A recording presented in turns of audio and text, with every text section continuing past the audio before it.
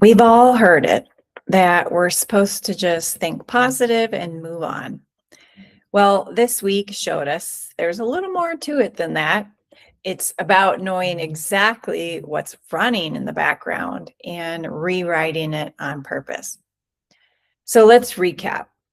On Monday, we started by naming what a limiting belief actually is. It's an old program, not a fact, that's been quietly running the show. And then Tuesday, we looked at the science of the subconscious, proof that we are not stuck with the programming we started with. Then Wednesday, we talked about neuroplasticity, the brain's ability to build new physical pathways every single time we practice a new thought. And then yesterday, we made it practical using the ACT strategy, acknowledge, trade, or check and trade, a real tool that you can use next time an old belief tries to show up. So here's, though, what I want you to take into the weekend. You didn't choose most of the beliefs currently running in your mind. They may have started with a comment, a bad run, or a moment from years ago.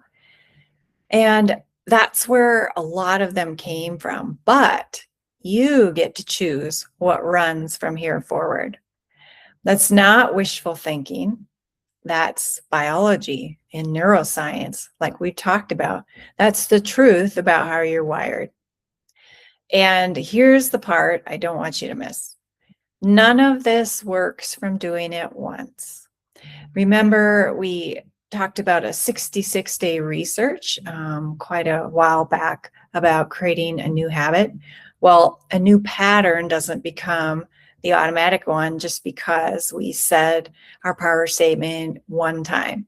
It becomes automatic because we say it again and again and again on the days when it feels true and on the days when it feels like a stretch.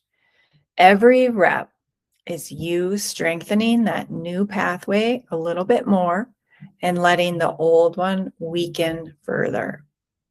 So if you take only one thing from this week, let it be this. You've got to put in the reps.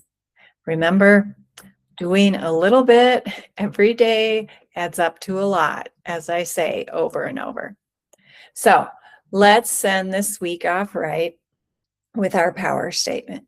So stand or sit up tall, shoulders back, and say it with me out loud, ideally, if you can. I am not my old programming. I am who I choose to become. All right, take that with you into the weekend, make it yours, and then be sure to come back next week because we're going to talk about the power of making an impact in someone else's life and how focusing outward on one person, one small act of kindness can quiet all of that, ego-driven noise in our own heads and change our own mindset. So I've got some real stories of real people who've spread goodness to others. They gave me the chills the first time I heard them, and I think they'll do the same for you. So I will see you on Monday.